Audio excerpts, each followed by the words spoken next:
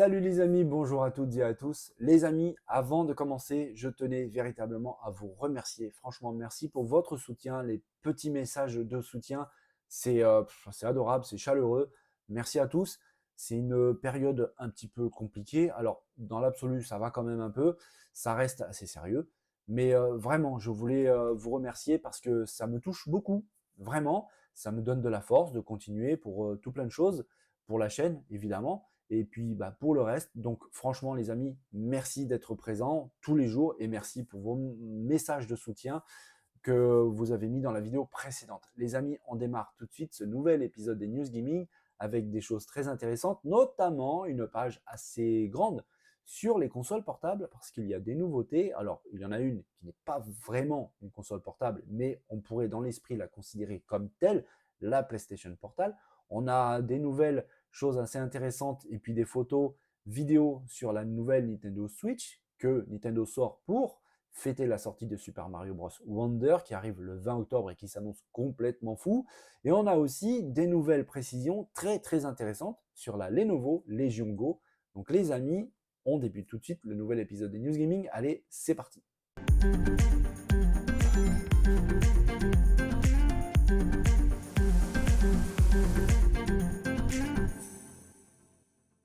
Alors, on sait déjà presque tout sur la PlayStation Portal. On en parle régulièrement ici sur la chaîne ensemble les amis. On avait vu cet appareil de lecture à distance. C'est d'ailleurs le terme qu'utilise Sony pour décrire cet appareil sur le site officiel de PlayStation. C'est le nom officiel, appareil à distance, lecteur à distance même pour être très précis. On savait donc tout ou presque au niveau de ses caractéristiques techniques. Je rappelle tout de même qu'avec ce lecteur à distance, vous avez un écran qui est plutôt pas mal au niveau de la taille, avec une résolution en Full HD, en 1080p, une fréquence d'affichage qui peut aller jusqu'à 60 Hz. La vraie belle particularité, c'est d'être composé des manettes qui sont tout simplement un dérivé direct de la DualSense de la PS5 et qui d'ailleurs intègre exactement les mêmes fonctionnalités que cette DualSense, c'est-à-dire les gâchettes adaptatives, le retour haptique, bref, tout ce qui fait la force et le vraiment très gros intérêt de cette manette DualSense qui permet d'avoir une très belle retranscription en main de ce qui se passe à l'écran. Ça, vous l'aurez avec cette PlayStation Portal qui, malheureusement, je vous l'ai dit, n'est pas une console à part entière. On ne pourra pas lancer de jeu dédié spécifiquement à elle.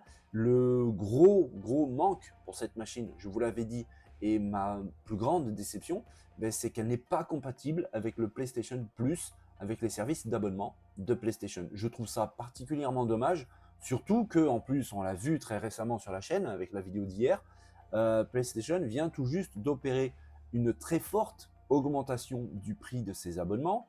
J'aurais sincèrement apprécié que cet appareil de lecture à distance, comme l'appelle Sony, puisse être compatible avec ces abonnements. Ça aurait été franchement tellement naturel, tellement logique de pouvoir l'utiliser avec ces jeux dans l'abonnement PlayStation Plus, Premium ou autre. Ça aurait été très intelligent, surtout avec un prix de l'abonnement, comme je vous l'ai dit, qui a fortement augmenté. Vous le savez, vous êtes au courant.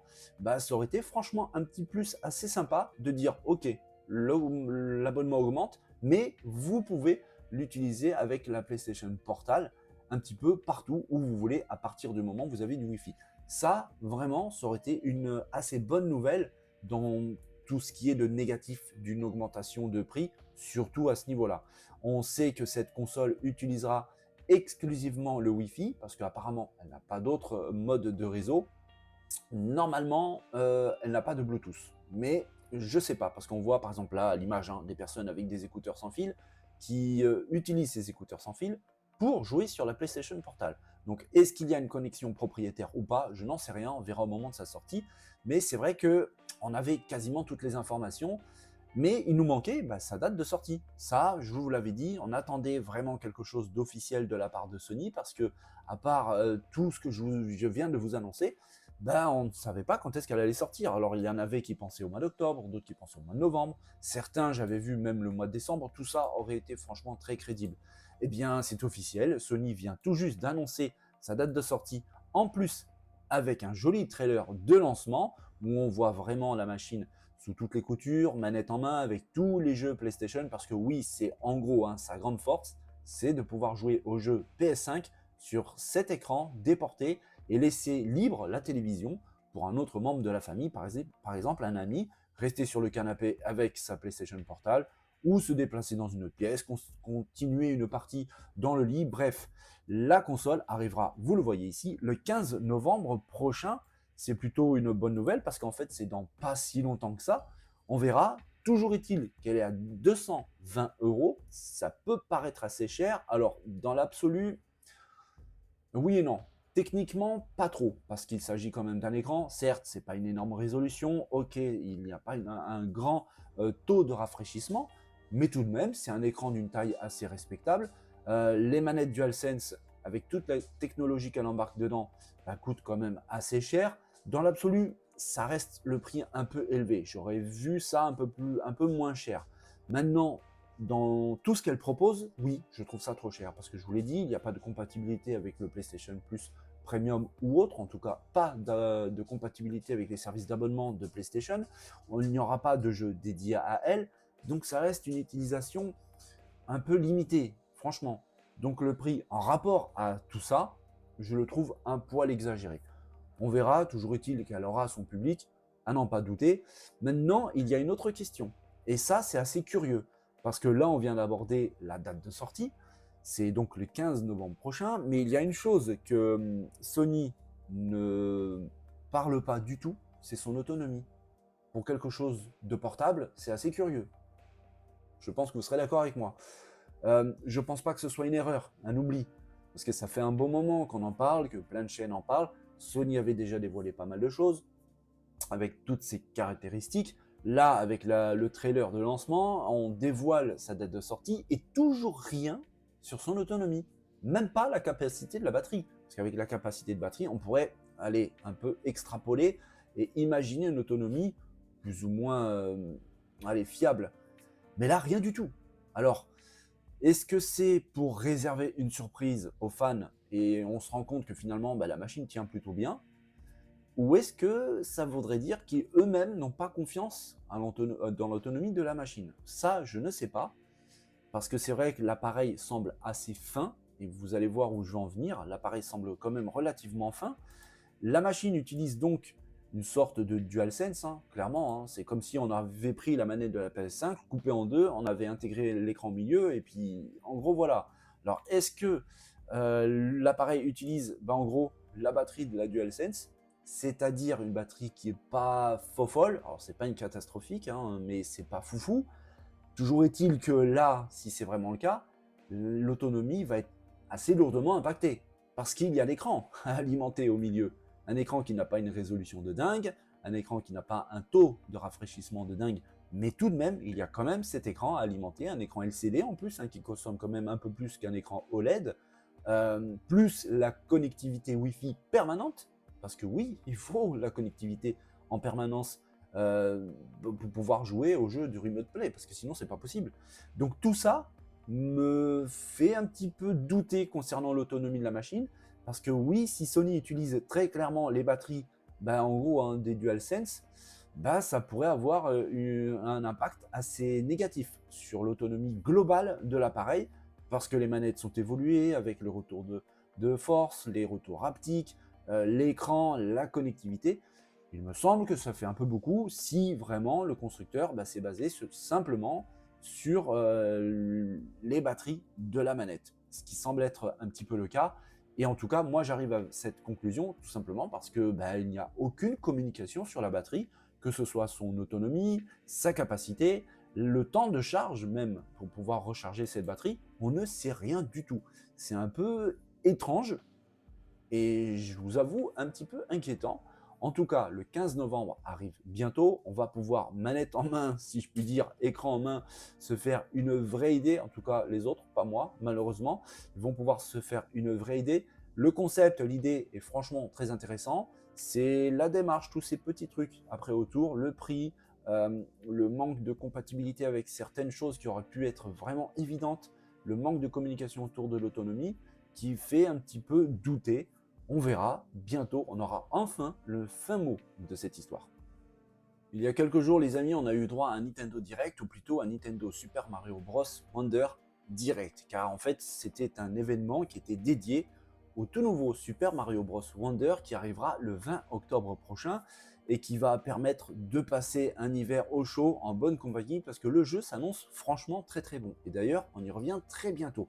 Mais pour fêter en gros hein, l'arrivée du jeu de Super Mario Bros. Wonder, Nintendo a décidé de dévoiler une nouvelle console. Je vous en avais parlé d'ailleurs hein, sur la chaîne que Nintendo était très probablement en train de préparer ceci, une Nintendo Switch OLED Collector Super Mario Bros. Wonder, une console qui est exclusivement rouge vif, que ce soit le dock, la base, les Joy-Con également, mais on remarque des choses assez subtiles, comme par exemple, et vous l'avez vu juste ici, le petit Mario qui est gravé derrière la console, qu'on voit hop ici en bas à gauche, et puis aussi quand on ouvre le dock à l'arrière, l'endroit où on met tout ce qui est câble, par exemple le courant, l'HDMI et ainsi de suite, les pièces, les fameuses pièces jaunes qu'il y a dans toutes les aventures de Super Mario Bros. Qui sont ici apposées à l'intérieur de la console. Je trouve ça plutôt sympa, mais franchement très discret, un peu trop. Une console qui est toute rouge, entièrement rouge, et il n'y a rien qui fait mention à Mario sur la façade de la console, sur le dock, sur les manettes. C'est très discret, un petit peu trop, surtout pour une machine censée être une Mario Red Edition, donc entre guillemets un petit peu collector. Ça aurait été franchement sympa pour l'arrivée de Super Mario Bros. Wonder d'avoir quelque chose de un peu plus parlant, un peu plus accrocheur au niveau du collector. Nintendo nous avait habitués à bien mieux. On se souvient par exemple de la Switch Collector Zelda Tears of the Kingdom qui était vraiment très très belle, avec un décor qui englobait toute la machine, les Joy-Con et absolument toute la machine, même le dock. Là, il n'y a rien. Si on veut même trouver quelque chose, en fait, il faut ouvrir le dock. Je vois pas trop l'intérêt. J'aurais bien vu ces pièces un peu posées autre part qu'à l'intérieur. C'est un peu étrange comme façon de faire. Mais enfin bon, c'est Mario qui décide. Cette console arrivera donc bientôt. Hein, c'est au mois de octobre, si je dis pas de bêtises. C'est le 6 octobre prochain. Un petit peu avant la sortie du jeu, qui, Super Mario Bros. Wonder, arrivera lui le 20 octobre prochain. Bon les amis, là, on est vraiment dans une page console portable. On vient tout juste de voir le sujet de la PlayStation Portal, même si ce n'est pas une console portable, et on est bien d'accord là-dessus, mais tout de même, ça y ressemble très fortement, en tout cas dans la manière de l'utiliser, c'est un petit peu ça. On vient aussi tout juste de voir la Switch OLED Red, qui sort un petit peu pour fêter l'arrivée de Super Mario Bros. Wonder. Vous le savez, je la trouve un petit peu trop timide à mon goût, mais tout de même, c'est à noter. Et là, on va parler de la Lenovo Legion Go, pardon. Je vous l'avais annoncé hein, sur la chaîne, on avait déjà vu un petit peu ses caractéristiques techniques qui sont franchement très solides. Certes, elle coûte un peu cher, 799 euros, 800 euros, c'est pas rien du tout. Avec en plus de ça un poids assez conséquent, même si ça peut être pallié par la façon de l'utiliser. Mais tout de même, ça reste très solide et ça en devient de facto un concurrent beaucoup plus que sérieux à l'Asus ROG Ally, qui elle-même déjà est très intéressante au niveau de ses caractéristiques et de ce qu'elle permet de faire. Je vous rappelle hein, que ce sont des machines qui tournent sous Windows, donc forcément, ça apporte toutes les qualités de Windows, c'est-à-dire l'installation, l'ouverture à plein d'applications quasiment illimitées, et vu que ce sont des consoles portables, on peut y installer par exemple Steam, l'Epic Game Store, et évidemment le Xbox Game Pass, et d'ailleurs, on y revient très bientôt. Cette machine donc a été dévoilée par Lenovo, présente franchement une liste de caractéristiques très très solide. On y voit un écran confortable de 8,8 pouces avec une très grosse résolution, un QHD+, un format très intéressant de 16 dixièmes qui est un peu plus grand, même un peu plus large que ce que propose le ROG Ally, une fréquence de rafraîchissement qui peut aller de 60 Hz jusqu'à 144 Hz. C'est très très bien, une bonne idée de la part de Lenovo, parce qu'on le sait, les joueurs qui font par exemple du FPS compétitif, il faut un écran très réactif. 144 Hz, franchement, c'est très très confortable. La mémoire vive, je vous l'avais annoncé, on est sur de la DDR5, donc nouvelle génération, très rapide, qui peut aller jusqu'à 16 Go de RAM, c'est très important. La capacité de stockage, évidemment, c'est du SSD. Je vous l'avais annoncé, il y a plusieurs déclinaisons, 256, 512 et le maximum 1 Tera. Capacité de stockage d'ailleurs qui peut être augmentée via une micro SD. On l'a vu il y a quelques instants d'ailleurs sur la vidéo. Micro SD qui peut aller jusqu'à 2 Tera. Ça aussi, c'est une très très bonne idée parce qu'en fait, une micro SD de 2 Tera d'une bonne marque, un bon modèle, c'est pas super excessif au niveau du prix, ben ça permet d'augmenter considérablement la capacité de stockage de la machine à, entre guillemets, moindre coût, et ça c'est très bien. On sait qu'elle est équipée du Wi-Fi 6E, c'est absolument parfait, du Bluetooth 5.2, c'est vraiment bien, et forcément la connectique qui est très intéressante avec 2 ports USB-C compatibles DisplayPort, ainsi de suite. La batterie, c'était une chose dont on ne savait pas trop. Lenovo a commencé un petit peu à lâcher quelques petites précisions. L'autonomie en elle-même n'est pas précisée, mais on sait que c'est une batterie de 49,2 Wh. Donc c'est relativement important et surtout, on sait déjà qu'elle bénéficie de la recharge rapide qui peut restaurer la capacité de recharge de la batterie jusqu'à environ 70% en seulement 30 minutes. Ça, c'est une très bonne nouvelle et à mon avis, au vu de ses caractéristiques, ben, elle va en avoir besoin de cette capacité de recharge plutôt rapide. On vient d'avoir des informations très intéressantes. Ben, c'est tout simplement la date de disponibilité, en gros, hein, parce que c'est pour le mois de novembre, sans trop de précision. On verra vraiment ce qu'il en est. Est-ce que Lenovo va détailler précisément, donner une vraie date de sortie bientôt? Je pense que oui, mais pour l'instant, c'est à peu près pour le mois de novembre. Le prix, vous le savez, on en a déjà parlé, mais on est autour des 800 €, hein, ça reste relativement cher, mais c'est tout de même une machine plus que complète. Je vous l'ai dit, elle est en plus de ça équipée de Windows 11, donc du coup, on peut y installer absolument tout ce qu'on veut. Et c'est là où je reviens sur les différents services d'abonnement, parce que oui, forcément, il y a Epic Game Store, il y a Steam, mais il y a aussi, bien sûr, le Xbox Game Pass. Et c'est là où j'en reviens assez rapidement. Je vous avais fait une vidéo d'ailleurs là-dessus. Xbox n'a pas forcément besoin de lancer une machine propre à eux, une console portable estampillée Xbox, tout simplement parce qu'ils commencent véritablement à avoir leur propre service de Game Pass partout. La ROG Ally en est équipée. D'ailleurs, il y avait à l'époque, hein, je ne sais pas si c'est encore le cas maintenant, le Game Pass qui était offert pendant plusieurs mois pour l'achat de la ROG Ally.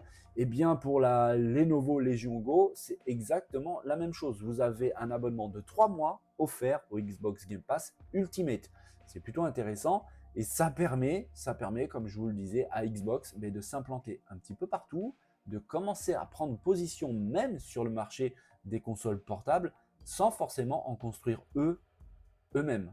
C'est une bonne idée, je trouve. C'est très malin au niveau de la stratégie marketing. Et on a vu quelque chose de très intéressant dans cette vidéo. Et on va s'y arrêter avec une photo. C'est un petit peu plus parlant. C'est figé. Donc on va s'en rendre compte un petit peu mieux. Ben, c'est tout simplement ceci. Vous l'avez remarqué. Les manettes qu'on peut un petit peu comparativement parler de Joy-Con, de ce qui équipe la Nintendo Switch, sont détachables. Vous le savez, elles sont équipées de beaucoup de boutons. C'est très très complet avec par exemple celle de droite qu'on voit ici sur l'image qui est équipée aussi d'une molette à la manière d'une souris. Et on pourra la connecter à une sorte de base, de socle. C'est connecté magnétiquement, il suffit de les rapprocher les deux ensemble et hop, ça se colle. Cette base est équipée de patins, je pense en téflon. Et en fait, cette manette se transforme de la sorte en une sorte de souris verticale. Tout ça pour faire du FPS de manière un peu plus confortable. La console, je vous l'ai dit, est équipée d'un écran 144 Hz, donc pour le FPS, c'est absolument parfait. Et bien avec cette fonctionnalité, pour cette manette droite, ça devient encore plus pratique pour faire du FPS parce que là, on a vraiment une sensation qui se rapproche assez grandement d'une souris. En tout cas, c'est un peu plus ergonomique pour faire du FPS et on comprend un petit peu le sens véritablement maintenant de tous ces boutons qui composent cette manette. C'est très intéressant. Tout ça évidemment sans fil. Ça permet franchement d'ouvrir les possibilités, le champ des possibilités au niveau du gameplay. Je trouve l'approche de Lenovo très intelligente. C'est malin, c'est plutôt bien fait à voir après, hein. Manette en main si je puis dire ou souris en main. Ce qu'il en est, mais en tout cas, c'est plutôt bien pensé. Et puis on voit que Lenovo pense aux joueurs, parce qu'en fait c'est la cible de cette console. et avoir une configuration technique aussi importante, un écran avec une très grosse résolution, un affichage assez important, le processeur lui-même qui est quand même assez puissant, c'est le même qui équipe le ROG Ally, les nouveaux AMD Ryzen extrêmes, toute cette RAM, bref, montre vraiment la direction prise par Lenovo, celle de plaire aux joueurs. Et cette petite fonction que je trouve très intelligente avec la manette qui vient se fixer de manière magnétique à ce socle et après on la prend en main comme ça sur le bureau, c'est plutôt pas mal. Et ça compense en fait le problème du poids qui était relativement important, autour des 800 grammes. On s'approche dangereusement du kilo. La manette a un pied sur toute la largeur, de la même façon que le Switch OLED. Donc vous pouvez la poser devant vous sur une table, sur un bureau, les manettes en main pour faire du gaming juste avec les manettes, relativement beaucoup plus léger. Et puis la fonction souris si on veut faire du FPS. Bref, le projet, le concept, l'ensemble est très intéressant. Franchement, c'est quelque chose d'assez étonnant dans la démarche. On voit qu'ils ont été vraiment très très loin. À voir maintenant ce qu'il est dans la pratique pour vraiment valider ou pas toutes ces idées de Lenovo. On revient sur le Nintendo Direct. On avait abordé le sujet avec la Nintendo Switch Collector que Nintendo a présenté pour fêter la sortie de Super Mario Bros. Wonder. Et oui, ce Nintendo Direct était focus sur ce titre, Super Mario Bros. Wonder, qui s'annonce, les amis, fabuleux. Vraiment. Déjà, au niveau graphique, la direction artistique lancée par Nintendo pour ce numéro de Super Mario Bros. Me semble, moi, à mon sens, absolument sublime. Le jeu est vraiment très très beau. J'ai même parfois du mal à croire qu'il tourne sur la Nintendo Switch actuelle. Tellement c'est beau. Alors, elle en est parfaitement capable. C'est Super Mario Bros. On n'est pas sur un titre genre Elden Ring ou quelque chose comme ça. Ce n'est pas un Soul-like. Mais tout de même, franchement, force est de constater que c'est vraiment très beau. C'est détaillé, c'est très coloré. Les textures semblent vraiment très très fines, très détaillées. Ça a l'air très propre. Les animations hyper fluides, très douces. Vraiment, c'est un petit peu le côté doux qui ressort quand je vois ces vidéos. En tout cas, c'est vraiment très très beau. On apprend beaucoup de choses sur ce jeu avec cette vidéo qui dure près de 15 minutes. C'est assez consistant, on est d'accord, avec un jeu donc qui va dévoiler énormément de choses. Il y aura beaucoup de choses à voir dans le jeu, beaucoup de choses à parcourir, à découvrir, à gagner. On sait déjà que le jeu sera avec 12 personnages jouables. Évidemment, l'emblématique plombier moustachu Mario, son frère Luigi, bien évidemment, la princesse Peach qui sera toujours présente, mais il y a aussi Daisy, Toad avec ses différentes déclinaisons au niveau des couleurs, Yoshi, pareil, avec les différentes déclinaisons de couleurs, tout ce qui est bleu clair, rouge, jaune, bref, vous connaissez la suite. Et puis énormément de choses, une map monde qui va permettre pas mal de liberté pour se promener dedans. On pourra par exemple, si on se sent pas très très chaud pour attaquer un niveau qu'on estime un peu trop corsé, on pourra changer et faire un autre niveau avant, histoire de gagner un petit peu d'expérience, un petit peu de dextérité, et puis aussi de vie, et ensuite attaquer les niveaux un peu plus costauds par la suite. On voit ici d'ailleurs, j'allais justement en parler, coïncidence, ces tuyaux qui se déplacent, on dirait une grosse chenille, et bien en fait c'est la conséquence d'une action qui arrive dans le niveau du royaume des fleurs. Dans le royaume des fleurs de Super Mario Bros. Wonder, eh bien, il y a une nouveauté, c'est la fleur prodige. Si vous touchez cette fleur, eh bien, il y a un phénomène assez curieux qui arrive, ben, c'est le fait que tous les tuyaux se mettent à bouger dans tous les sens. Certains se mettent à ramper par terre. Ça provoque aussi l'arrivée d'innombrables ennemis dans tous les sens qui popent un petit peu partout. Ça devient très vite insupportable. Et la seule solution de stopper ça, ben, c'est de trouver et de toucher une graine pour pouvoir arrêter le processus. Le jeu regorge de nouveautés, des nouveaux badges, des nouvelles possibilités, des nouvelles transformations. On avait vu d'ailleurs la transformation de Mario en éléphant. On pourra être propulsé dans l'espace, on pourra être transformé en Goomba. Bref, il y a de l'inattendu véritablement un petit peu partout qui va vraiment pulluler, c'est le mot, dans le jeu. Beaucoup de petites subtilités, de nouveautés dans le gameplay, dans les mécaniques de gameplay, avec toujours ce souci du détail propre à Nintendo. Et puis, on le voit au vu des images, c'est vraiment très très joli. Le jeu semble respirer le bonheur, ça semble joyeux. Je ne sais pas trop comment le décrire, mais c'est en tout cas ce qui me saute vraiment à l'esprit, le jeu semble vraiment très très bon. En tout cas, il sortira le 20 octobre prochain, c'est dans pas très très longtemps. Je vous rappelle hein, qu'il est accompagné donc par la Nintendo Switch OLED Collector, la Red et Mario Edition, pour fêter l'arrivée de Super Mario Bros. D'ailleurs, la console arrive un petit peu plus tôt que le jeu. Le jeu, c'est le 20 octobre, la console, c'est le 6 octobre. Console qui d'ailleurs, je répète, hein, je la trouve un peu trop discrète, un peu trop timide. J'aurais franchement aimé quelque chose d'un peu plus parlant et plus en rapport avec Super Mario Bros. Wonder, qui lui, par contre, déborde d'une beauté, vraiment. Ça semble absolument magnifique et j'ai vraiment hâte de mettre la main dessus. Dites-moi dans les commentaires, les amis, si vous êtes hypé par ce jeu ou est-ce que vous vous dites, bof, encore un Mario, encore quelque chose qui est ressemblant à tout le reste, ou est-ce que vous êtes hypé par les mécaniques, par les nouveautés, par le côté graphique qui est vraiment plus que propre. On peut parler de tout ça dans la zone de commentaires, les amis. Alors oui, c'est le jeu du moment, tout le monde en parle, il est sur toutes les bouches, il est sur tous les sites internet, sur quasiment toutes les chaînes qui traitent de news gaming et de tests de gaming. Oui, Starfield commence à pointer le bout de son nez. Je n'ai pas encore ma copie de Starfield parce que vous le savez, il sort le 6 septembre. Bethesda ne m'a pas envoyé de copie de Starfield. Je ne suis pas assez connu et ça ne tient qu'à vous les amis. Mais oui, je me devais un petit peu de revenir dessus. Alors j'ai essayé de recouper le plus d'informations possible. J'ai vu beaucoup de vidéos dessus, quelques avis, quelques tests.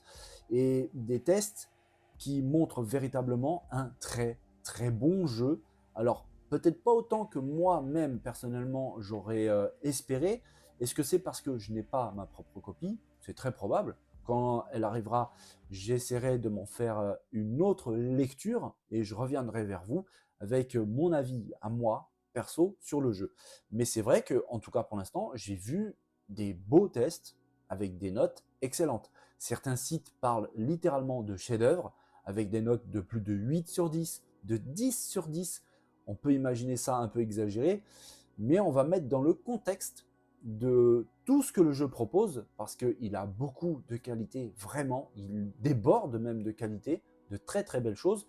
Il a des défauts, c'est sûr aussi, hein, ça c'est clair et net. On parle de Bethesda et on y revient très très vite sur ce point précis, les amis, mais il est bourré de qualité. Il est bourré de qualité, on va commencer avec les qualités. On va commencer avec les qualités parce que c'est ce qui saute aux yeux. C'est son côté très cinématographique. Et on le voit là sur ces images. Son côté très space opéra, c'est très très beau. Il y a des panoramas absolument sublimes, vraiment. Les effets de lumière, de couleur sont absolument magnifiques. Le jeu est tout simplement beau, mais vraiment. Hein, tout ce qui est les textures, certaines sont un peu moyennes, mais dans l'absolu, c'est fin, c'est détaillé. Il y a énormément d'éléments affichés à l'écran, surtout dans les villes, en intérieur, dans les rues. Ça déborde de détails et on peut tout regarder, on peut tout gratter, on peut chercher, on peut looter dans tous les sens. De ce côté-là, ça semble même littéralement infini. Le travail de Bethesda là-dessus est absolument colossal, c'est absolument incroyable. Le jeu regorge de possibilités, comme il avait été promis d'ailleurs. Hein. Il y a beaucoup de choses à faire, beaucoup de choses à explorer. On peut miner des minerais, on se bat contre d'autres personnes, on se bat contre des animaux un petit peu trop agressifs, on peut construire des vaisseaux, des bases, ce qui fait penser un petit peu, qui pourrait faire penser un petit peu à certains, rappeler des souvenirs d'enfants, parce que construire des vaisseaux, franchement, tout le monde l'a fait, hein, avec les Lego par exemple, des trucs comme ça, et ben là, on peut le faire dans Starfield, avec des possibilités qui semblent presque infinies, ou en tout cas, franchement, très très importantes. C'est la sensation qu'on a sur le jeu, en tout cas c'est ce que moi j'en ai ressorti avec tout ce que j'ai pu recouper dessus, cette espèce de sensation de ne pas être bloqué dans les possibilités du jeu, et ça c'est très très agréable. Même au niveau de la rejouabilité du titre, Bethesda semble avoir fait vraiment quelque chose de très fort, c'est que en gros, hein, vous finissez le jeu une fois, et ben c'est à ce moment-là que le jeu commence véritablement. Vous pouvez relancer une deuxième, une troisième, une quatrième partie, elle ne sera pas exactement pareille de celle que vous venez de terminer. Ça, c'est une très belle chose parce que ça annonce tout simplement un intérêt, une rejouabilité très importante avec une durée de vie qui semble absolument hallucinante. C'est vraiment ce qui ressort de tous les tests que j'ai vus, c'est sa durée de vie qui semble complètement folle. Et ça, attention, avec le jeu de base, parce que j'en ai parlé sur la chaîne régulièrement les amis, les modeurs sont très bientôt invités à proposer du contenu sur le jeu avec l'appui de Bethesda qui leur donne en plus de ça tous les outils qu'il faut pour pouvoir rajouter du contenu quel qu'il soit. Alors il y a des modeurs qui sont déjà aux commandes, au travail pour pouvoir ajouter des nouvelles planètes. C'est sûr et certain que certains vont ajouter du contenu supplémentaire pour les planètes existantes. On peut très bien imaginer l'arrivée de nouveaux scénarios, de nouvelles quêtes, de nouveaux ennemis, de nouvelles possibilités. Bref, ça s'annonce complètement fou. Il y a une vraie vie qui se dégage de ce jeu. C'est vraiment une des choses qui est ressortie avec tous les tests et les reviews, tous les avis que j'ai pu voir. C'est vraiment cette espèce de vie qui déborde.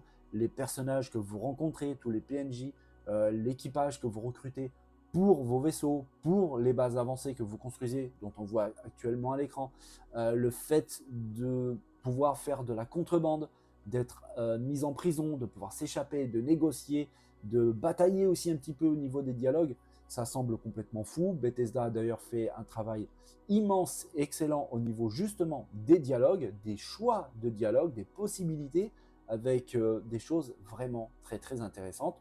Je ne peux pas vous spoiler véritablement parce que je n'ai pas le jeu. Tout ce que je vous dis, c'est une espèce de synthèse que j'ai pu un peu recouper en ayant tous les tests, tous les avis, tout ce que j'ai pu lire. Et franchement, j'en ai lu beaucoup, j'en ai vu beaucoup pour essayer de vous ressortir la chose la plus transparente possible, tout en n'ayant pas le jeu pour l'instant. On va parler des défauts. On va parler des défauts, les amis, parce que évidemment, il en a, ça c'est clair et net. Mais en soi, apparemment, hein, d'après ce que j'ai vu, et j'ai vraiment hâte d'avoir le jeu en main pour pouvoir avoir mon propre avis, d'après ce que j'ai vu, ce sont, oui, des défauts, mais pas des défauts qui impactent négativement le plaisir du jeu. Et ça, c'est très important. On sait que Bethesda traîne une sale réputation derrière eux. D'ailleurs, ils ont un surnom assez drôle qui leur colle à la peau, celui de Bug Tesda. Et ça vraiment ils traînent ça un petit peu comme un boulet, parce que malheureusement, dans leur précédente production, il y avait toujours des bugs assez gênants qui arrivaient, des choses plus ou moins drôles, mais c'était récurrent. C'était un petit peu, entre guillemets, et c'est malheureux à le dire, hein, la marque de fabrique de Bethesda. Là, il y a une autre marque de fabrique de Bethesda qu'on voit dans le jeu, c'est la certaine rigidité de certains personnages, notamment les PNJ. Bon, je l'ai vu, avec notamment les phases de dialogue, on remarque cette petite patte Bethesda de rigidité. Pas dans les phases d'action, qui sont vraiment pas mal, c'est pas un jeu typé FPS, mais malgré tout, c'est franchement pas mal, avec en plus cette petite notion de gameplay qui peut véritablement changer suivant la pesanteur. Mais il y a donc des moments où on sent une rigidité avec les personnages, les PNJ, les dialogues, on voit hein, les animations faciales par exemple, que vraiment on est sur du Bethesda, à n'en pas douter, et c'est clairement le cas.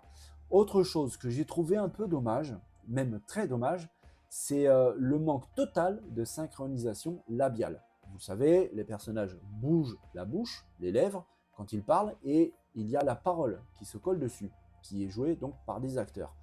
Et il n'y en a pas. En tout cas, pour la version française, il n'y en a pas du tout. Vous pouvez continuer à entendre le personnage parler, et le personnage à l'écran ne bouge plus les lèvres. Ou alors, c'est le contraire. En gros, tout est désynchronisé. C'est vraiment très dommage. Je ne sais pas comment le décrire, mais la première chose qui me vient à l'esprit, c'est que j'ai l'impression que c'est un petit manque de finition dans le détail. Et c'est là qu'on voit la différence entre, par exemple, Bethesda et un studio comme Santa Monica. C'est ce petit manque de détail. On pourrait comparer aussi avec Naughty Dog, qui pour eux, le détail, ça fait partie véritablement de leur marque de fabrique. Et c'est là-dessus sur lequel je pourrais jeter la pierre sur Bethesda. Je vous le dis franchement. Maintenant, je répète, attention, je n'ai pas le jeu en main. Ça, c'est de tous les tests que j'ai pu voir, tous les avis que j'ai pu recouper. Là, comme je vous l'ai dit tout à l'heure, hein, j'en ressors une synthèse. J'essaye d'être le plus direct et transparent possible dans la limite de mes possibilités. Voilà. Mais c'est vrai que quand j'ai vu ces images de ce manque flagrant de synchronisation labiale, j'ai pas trouvé ça choquant, j'ai trouvé ça un peu dommage. Comme je vous l'ai dit, j'avais un petit peu l'impression que là, au niveau de la finition, il manquait un petit quelque chose. Également, quand vous vous promenez sur les planètes et que vous traversez par exemple des herbes hautes, des branchages, eh bien, il n'y a pas d'animation au niveau de ces herbes ou de ces branchages, comme on pourrait le voir sur d'autres jeux, quelle que soit la plateforme d'ailleurs, hein. Mais là, sur Starfield, bah, ce n'est pas le cas. J'ai trouvé ça aussi, encore une fois, un peu dommage. Alors, ces petits défauts, parce que clairement, hein, c'est des petits défauts, ne changent pas grand-chose. On le voit hein, d'ailleurs à l'écran, hein, l'espèce de rigidité des personnages. Ce sont pas des défauts qui vont impacter négativement votre plaisir de jeu. Parce que d'après ce que j'ai su, d'après ce que j'ai vu, le jeu est vraiment hyper agréable. Vraiment. En l'état actuel des choses, hein. Il vient à peine de sortir, ou en tout cas, il arrive bientôt. Il est déjà très très agréable. Ça reste des défauts, c'est pas des bugs, hein. C'est vraiment des petits défauts de finition et ça entache un petit peu. Voilà, on se dit, bah, pour un jeu aussi colossal, aussi ambitieux qu'on attend depuis tellement longtemps, c'est dommage d'être mal fini sur ces petits détails. C'est vraiment le tout petit truc qui fait que on se dit, mince, il manque ce petit détail. Malgré tout, il a eu des notes de dingue. Je vous l'ai dit, on est monté jusqu'à du 10 sur 10. Ça veut dire que malgré ces petits défauts, le jeu est absolument génial. Et je vous l'ai dit, hein, c'est beau. Le niveau de la narration, le scénario, les dialogues, c'est riche, mais à un point qu'on a difficilement l'imagination. Le contenu du jeu, sa richesse, fait que malgré ces petits défauts, bah, tout est effacé en fait. En fait, les petits défauts sont compensés par des choses tellement énormes qu'on se dit, bon allez, c'est pas si grave que ça. C'est un peu dommage, voilà, surtout pour les personnes qui sont assez tatillonnes sur le détail, j'en fais partie, mais tout de même, on va pas non plus, je vais pas cracher sur le jeu, déjà, je l'ai pas encore, donc voilà, mais d'après ce que je vois, d'après ce que j'ai vu, c'est un peu dommage sur ces petits points, mais pour le reste, franchement, ça a l'air d'être un bonheur absolu. Et en plus de ça, la chance, c'est que oui, le jeu va sortir là bientôt, donc il a quelques bugs. Il a quelques bugs, mais c'est pas non plus une dinguerie. Il ne pullule pas de bugs. En plus de ça, ça aurait pu être des bugs qui auraient pu avoir un impact négatif sur le gameplay, et donc gâcher le plaisir, le ressenti pendant le jeu. Bah, c'est pas le cas. C'est pas le cas. Et c'est à noter, hein, parce qu'on parle de Bethesda, je vous l'ai dit, bug Bethesda, donc ça leur pendait un petit peu au nez. Ils étaient très attendus sur ce point-là. Et ça revient sur quelque chose qui a été déclaré par un des dirigeants de Xbox, qui avait dit que Starfield serait très très probablement le jeu le moins buggé de l'histoire de Bethesda. Et ça semble être véritablement le cas. Ça n'a pas été des histoires, ça n'a pas été du bullshit. Véritablement, le jeu, oui, est un petit peu buggé, mais c'est des bugs plutôt rigolos. Il n'y a rien qui vient gâcher votre plaisir de jeu. Les bugs, en plus de ça, sont très facilement réparables. D'ailleurs, hein, il y a un patch Day One au moment de la sortie du jeu, un patch qui fait à peu près 15 gigas, c'est relativement important, qui vient déjà résoudre pas mal de choses. Et malgré tout, il en reste encore un petit peu, ça c'était sûr et certain, et ça sera réparé par la suite, parce que oui, Starfield, son développement est terminé, mais je vous l'ai dit, il y a quand même quelques petites équipes qui restent sur place, sur le terrain, pour pouvoir assurer le SAV de ce jeu qui s'annonce absolument dingue, absolument colossal, très très riche, avec une rejouabilité très importante, une durée de vie qui semble complètement folle, absolument dingue. Le jeu a des petits soucis, on va dire, de jeunesse, des petits soucis de finition, mais dans l'absolu, bah, c'est un très très bon jeu. Je ne pourrais pas donner mon avis personnel et définitif. Je ne pourrais pas dire, comme j'ai lu parfois chez certains, que c'est une masterclass, un chef-d'œuvre, un jeu complètement fou, qui va révolutionner le genre et qui va en plus se répercuter sur plusieurs décennies, à l'image par exemple d'un Skyrim. Je ne peux pas vous dire tout ça parce que pour l'instant, je n'ai pas encore mis la main dessus. Le 6 septembre, je l'espère, ça sera le cas. Je vous avais dit, les amis, que le 6 septembre, il m'arrivait un truc qui pourrait m'empêcher de jouer. J'ai eu une grande chance. En fait, pour tout vous dire, normalement, j'aurais dû être opéré de cette main-là, la main droite. Vous comprendrez que jouer un jeu manette en main avec une main qui vient d'être opérée, ça aurait pu être compliqué. Donc je les avais un petit peu là de savoir que j'étais opéré le 6 septembre, le jour de la sortie de Starfield. Franchement, les boules. L'hôpital m'a contacté pour me dire que c'est reporté, ce sera le 8. Alors, je pourrais commencer Starfield, mais pendant une bonne période, à partir du 8, je ne pourrai plus y toucher, ni à Starfield, ni à quoi que ce soit d'autre. Je referai des vidéos, bien évidemment, je serai présent, mais je serai un petit peu handicapé de la main droite. Voilà les amis, c'est terminé pour aujourd'hui, pour cet épisode 133 des News Gaming. J'espère que cette vidéo vous a plu. Si c'est le cas, n'hésitez pas, les pouces, les partages, les commentaires. Si vous n'êtes pas encore abonné à la chaîne, n'hésitez pas à rejoindre l'aventure. Vous êtes au bon endroit pour avoir des news fraîches sur notre passion commune, le jeu vidéo. On a vu avec cette vidéo des choses plutôt intéressantes au niveau des consoles portables, avec surtout cette Lenovo Legion Go, malgré son prix, qui est très intéressante, en tout cas dans son approche et dans ses caractéristiques techniques. Les amis, encore une fois, franchement, merci infiniment pour tous vos messages de soutien. Ça me touche énormément. Je vous souhaite à tous une belle et bonne journée. Portez-vous bien, surtout, hein, prenez soin de vous. N'oubliez pas de vous amuser, c'est très important. On revient très vite pour une nouvelle vidéo des News Gaming. Les amis, bonne journée. Allez, bye bye.